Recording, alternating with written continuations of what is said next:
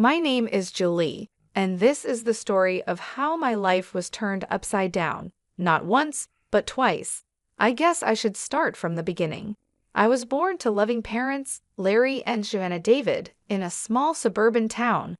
My dad was a journalist, and my mom worked as a nurse. We weren't rich, but we were happy. Life was pretty normal until I turned 14, and then everything changed. It was a rainy Friday evening when my parents were driving home from a dinner party. I was at home with my grandma, watching some silly cartoon when the phone rang. I'll never forget the chill that went through me when I heard my grandma crying softly in the kitchen. The next few days were a blur. They told us Mom had died instantly in the crash. Dad survived, but just barely. When I finally saw him in the hospital, he was just a shadow of the man I once knew. His legs were crushed, and the doctor said he'd never walk again. "Julie," he whispered, reaching for my hand. "I'm so sorry, sweetie. I'm so sorry." I didn't understand why he was apologizing.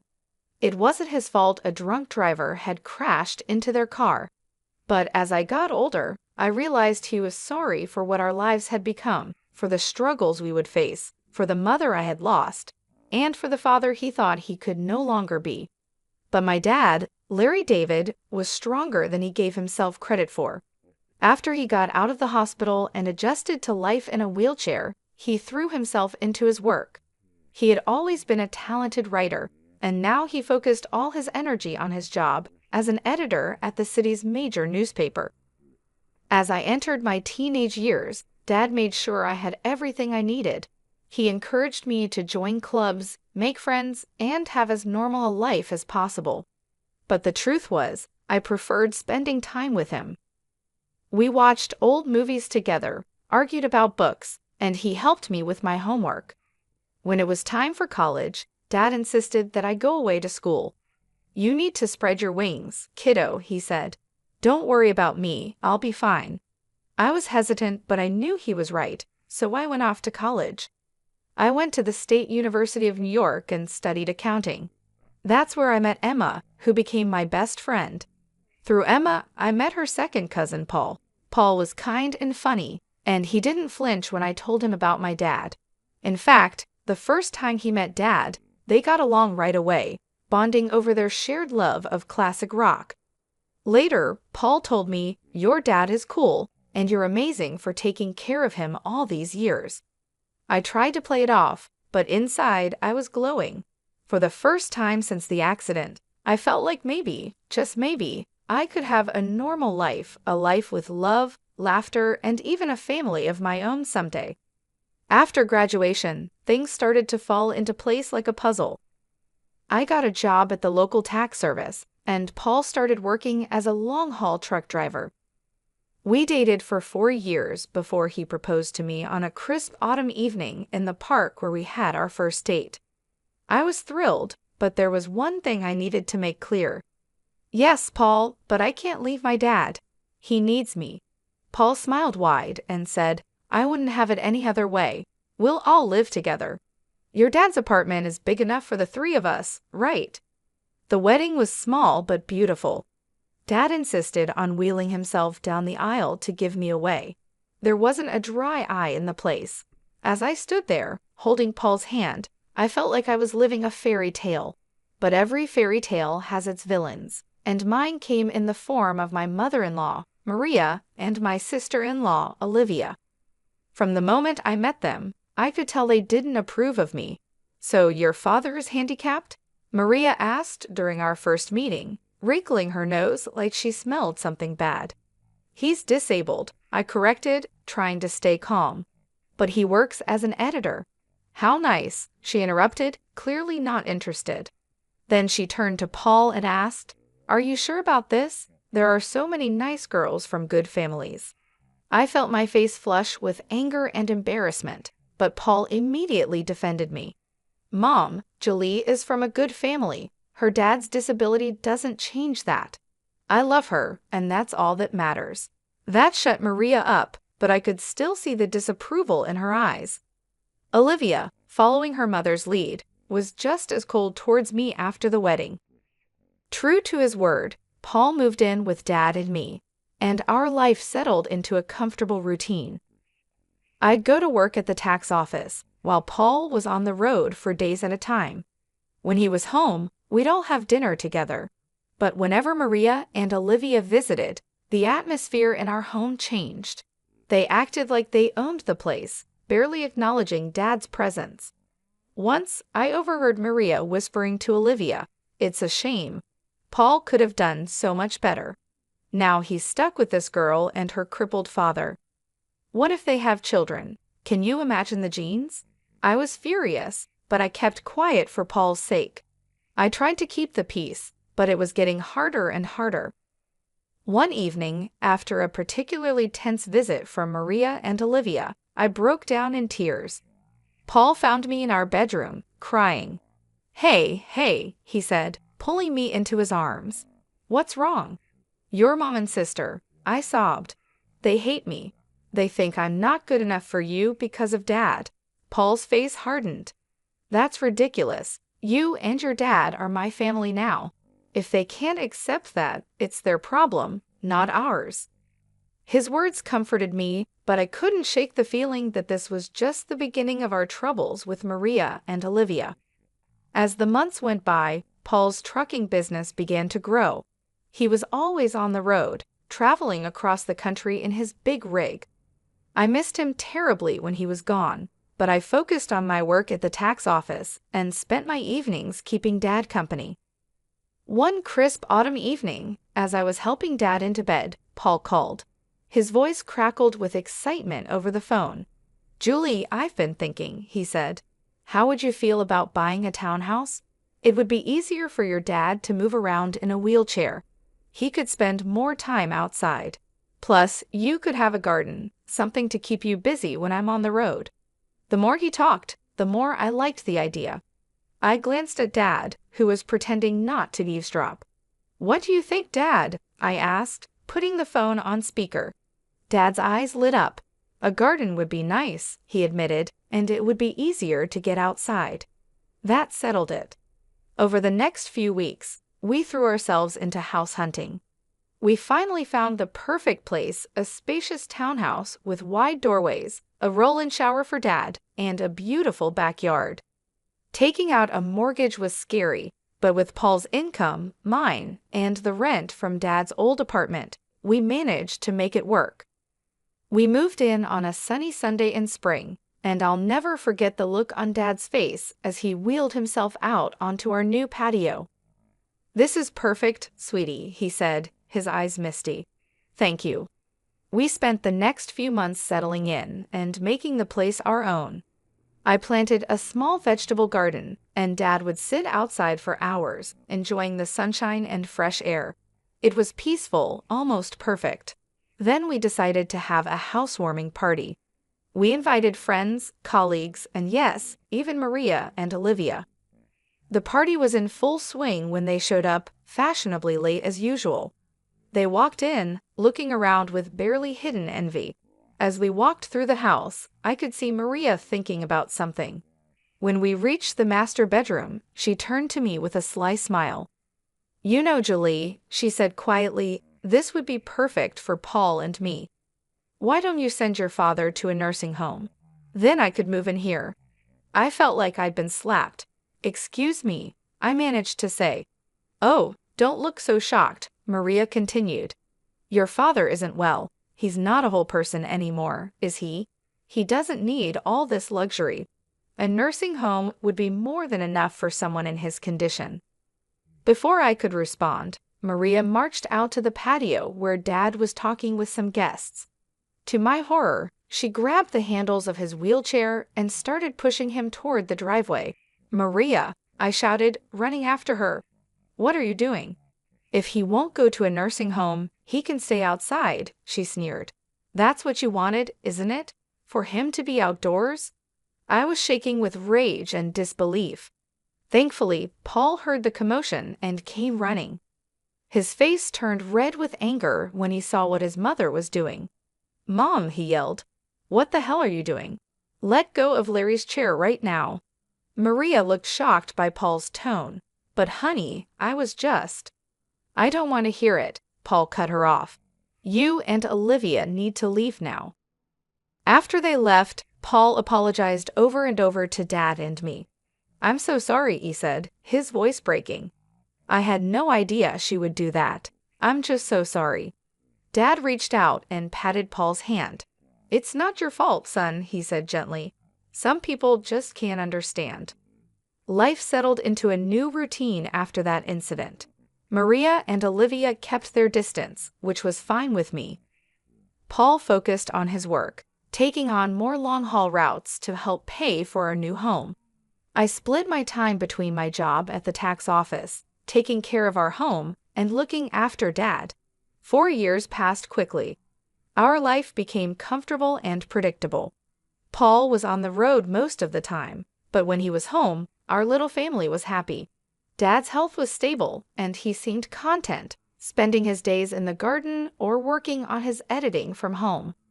Then came the call that shattered my world. I was at work when my phone rang. A man's unfamiliar voice greeted me. "Mrs. Walker, this is Officer Andrew from the Highway Patrol." My heart sank. "Yes," I barely managed to say. "I'm sorry to inform you that your husband, Paul Walker, has been in a serious accident." The rest of the conversation was a blur. Words like head-on collision and "didn't make it" floated around me, but I couldn't understand them. It wasn't until I heard myself thanking the officer and hanging up that the reality began to hit me. Paul was gone. The next week was a fog of grief and disbelief. I went through the motions of planning the funeral like a robot, barely understanding what was happening. The day before the funeral, I gathered my courage and called Maria. I thought she deserved to hear about her son's death from me, not from a newspaper obituary. "Hello," Maria's sharp voice answered. "Maria, it's Julie," I said, my voice trembling. "It's about Paul. He's gone. There was an accident." There was silence on the other end of the line, and then, to my shock, Maria's voice came back, dripping with anger. "This is your fault," she hissed. "You made him work so hard, driving that truck to pay for your fancy house. You killed my son." I was stunned. "Maria, that's not—" "Save it," she snapped. "I expect you to give him the best funeral money can buy, but don't expect a penny from us. You made your bed, now lie in it." The line went dead. I stood there, phone in hand, tears streaming down my face. How could she be so cruel? How could she blame me for this? The day of Paul's funeral was gray and rainy, matching my mood perfectly. The church was full. Paul was well liked in the community, and it seemed like half the town had come to pay their respects. After the service, as people passed by to offer their condolences, I noticed that Paul's mother and sister were nowhere to be seen. They hadn't even bothered to show up for their own son and brother's funeral. Dad reached out and squeezed my hand. "It's their loss, sweetie. We're family, and we'll get through this together." As we pulled into our driveway, something seemed off. The lights were on in the house, which was strange because I was sure I had turned everything off before we left. "Did you leave any lights on, Dad?" I asked, frowning. He shook his head. "No, I don't think so." As we got closer, I noticed movement inside the house. My heart started pounding. Were we being robbed on the day of Paul's funeral? I quickly helped Dad out of the car and into his wheelchair, my mind racing. Should I call the police? But as we approached the front door, I heard familiar voices inside. A chill ran down my spine as I recognized them. I pushed open the door to find Maria and Olivia in our living room, surrounded by boxes and pieces of furniture. "What the hell is going on here?" I demanded, my grief momentarily forgotten in the face of this outrageous intrusion. Maria turned to me, her face a mask of fake sympathy. "Oh, Julie dear, we're just helping you pack up. After all, you can't possibly afford to keep this place now that Paul is gone." I was speechless. Olivia added, her voice sickeningly sweet, "Don't worry, you can go back to your father's apartment. It's cozy." I could feel the anger building inside me. "Get out," I said, my voice low and dangerous. "Get out of my house right now." Maria had the nerve to look offended. "This house belongs to us now." All of Paul's property does we're his family after all. Like hell you are, I exploded. Where were you today, at his funeral? Oh, that's right, you couldn't be bothered to show up. Maria waved her hand dismissively. We were busy making arrangements. Now be a good girl and start packing. We'll meet you out by tomorrow. I couldn't believe what I was hearing. These women hadn't shed a tear for Paul, hadn't even attended his funeral, and now they were trying to kick us out of our home. I'm calling the police, I said, pulling out my phone. Maria and Olivia exchanged worried looks. They clearly hadn't expected me to fight back. Now, Julie, Maria began, but I cut her off. No, you have exactly 10 minutes to get out of my house before I call the cops. This is my home. Paul and I bought it together. You have no right to be here. Maybe it was the steel in my voice or the fire in my eyes, but Maria and Olivia finally realized they had gone too far. They gathered their things and left, but not before Maria turned to me with a sneer. This isn't over, Julie. You'll be hearing from our lawyers.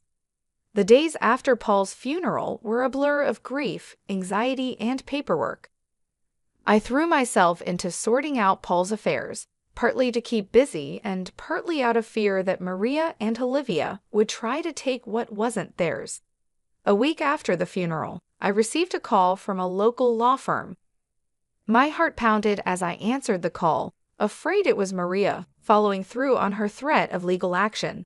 Mrs. Walker, a crisp, professional voice asked. This is Scott Thompson from Thompson & Partners. I'm calling about your late husband's will. I felt a small flicker of hope. His will? I didn't know he had one. Yes, ma'am. Mr. Walker came to see us about 5 months ago. He asked that we contact you in the event of his passing. I scheduled an appointment for the next day, my mind spinning. Why hadn't Paul told me about this? What did it mean? The next morning, I wheeled Dad into Mr. Thompson's office. The lawyer greeted us warmly, his kind eyes crinkling at the corners. Mrs. Walker, Mr. David, thank you for coming in, he said, gesturing for us to sit near his desk. I'm sorry for your loss. Mr. Thompson opened a file on his desk. Now, as I mentioned on the phone, your husband came to see us to draft his will. He was very clear about his wishes. I held my breath as Mr. Thompson began to read. I, Paul Walker, being of sound mind, do hereby leave all my worldly possessions to my beloved wife, Julie Walker. I gasped, and Dad's grip on my hand tightened. Mr. Thompson continued, this includes our home, my truck, and all our savings. It is my wish that Julie use these resources to care for herself and her father, Larry David, whom I have come to love as my own. Tears streamed down my face. Even from beyond the grave, Paul was taking care of us. There's more, Mr. Thompson said gently. Mr. Walker left a letter for you. He handed me an envelope. With shaking hands, I opened it and began to read. My dearest Julie, if you're reading this, it means I'm gone. I'm so sorry for leaving you and Larry. Please know that you two are the best thing that ever happened to me. I made this will because I know how my mother and sister can be. I didn't want to worry you, but I needed to make sure you and Larry were protected if anything happened to me. You're my real family, Julie, you and Larry, not them. Take care of each other, live your lives to the fullest, and know that I'll always be watching over you. All my love, Paul. I clutched the letter to my chest, sobbing. Dad was crying too, his weathered hand patting my arm. Mr. Thompson gave us a moment before speaking again. Mrs. Walker, there's one more thing. Your husband's truck was insured. Given the circumstances of the accident, the insurance company will be paying out the full value of the policy. I looked up, sniffling, and asked, what does that mean? Mr. Thompson gave me a small smile and said, it means you'll be receiving a large sum of money, enough to pay off your mortgage and more. As we left the lawyer's office, I felt like a weight had been lifted from my shoulders. We were going to be okay. Paul had made sure of it. As we pulled into our driveway, I noticed a familiar car parked on the street. My heart sank as I recognized Maria's sleek sedan. "Oh no," I muttered, "what now?" Sure enough, Maria and Olivia were waiting on our front porch. But this time, I wasn't afraid. I had Paul's letter in my pocket and the strength of his love in my heart. "Julie," Maria began as we approached, her voice sickly sweet, "we need to talk about Paul's estate." I stood tall, looking her straight in the eye. "No, Maria, we don't. Paul left everything to me. It's all legal and official. And do you want to know why? Because we were his real family, not you. Now please leave your trespassing on my property." For once, Maria was speechless. Olivia tugged at her arm, whispering urgently. With one last venomous glare, they got in their car and drove away. The weeks after our meeting with the lawyer were busy. I threw myself into settling Paul's affairs, grateful for the distraction from my grief. The insurance payout came through, and just as Mr. Thompson had said, it was enough to pay off our mortgage with plenty left over. One afternoon, as I was going through Paul's desk, I found a small notebook. Curious, I opened it and saw pages filled with his messy handwriting. It was a journal of sorts, full of his thoughts and plans for our future. Thinking about starting a college fund for our future kids, one entry read, "Want to make sure they have the best start in life." My heart clenched. We had talked about having children someday, but had decided to wait until we were more financially stable. Now, reading Paul's private hopes and dreams, I felt a fresh wave of grief wash over me. "Oh, Paul," I whispered, holding the notebook close, "we had so many plans." That night, I tossed and turned, unable to sleep. My mind kept drifting to the journal, to the future we'd never have. When I finally drifted off, I dreamed of Paul. He was smiling, holding out his hand to me. "It's okay, Julie," he said in my dream. "Everything's going to be all right." I woke up the next morning feeling different. I couldn't quite figure out what it was, but something had changed. As I got ready for work, a wave of nausea hit me, and I barely made it to the bathroom in time. The morning sickness didn't go away in the days that followed. At first, I thought it was just stress and grief, but a small voice in the back of my mind suggested something else. After a week of this, I found myself in the pharmacy, staring at pregnancy tests. With trembling hands, I bought one and hurried home. The 5 minutes I waited for the result felt like the longest of my life. When I finally looked at the test, there were 2 clear blue lines. I sank to the bathroom floor, overwhelmed by a mix of emotions: joy, fear, grief, and hope all swirling together. "Julie," Dad's voice came through the door.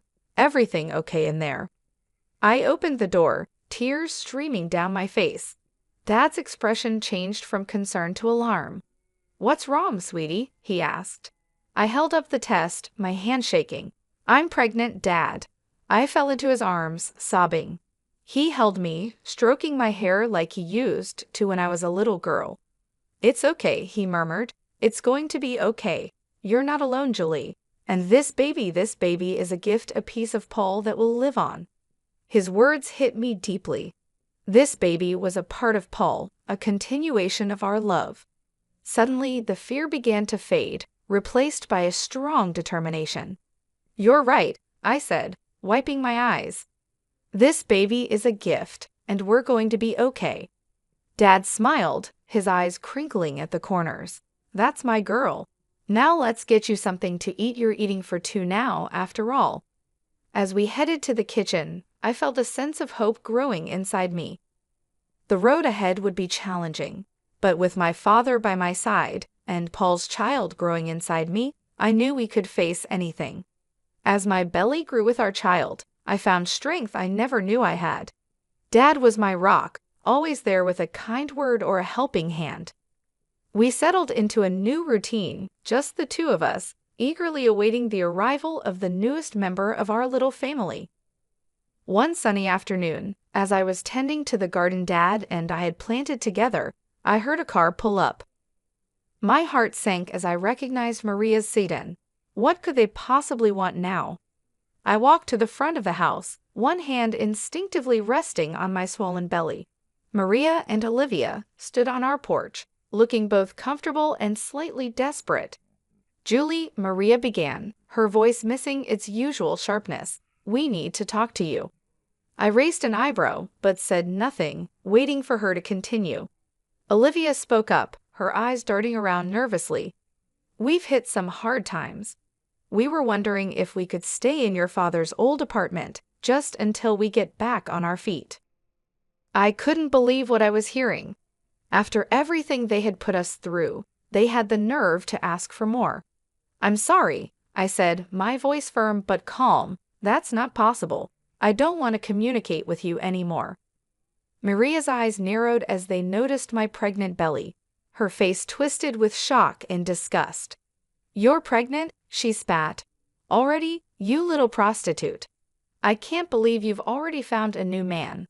Paul's body isn't even cold in the ground." I felt a surge of anger, but I pushed it down. I didn't bother explaining that it was Paul's child. I didn't want my baby to have such a grandmother and aunt. Instead, I smiled a small, secretive smile that seemed to unsettle Maria even more. "My personal life is none of your concern," I said calmly. "Now I think it's time for you to leave." Maria looked like she wanted to say more, but something in my expression must have stopped her. She turned on her heel, grabbing Olivia's arm. I watched as they drove away, feeling a sense of peace wash over me. I had stood my ground, protected my family, and kept my dignity. Paul would have been proud.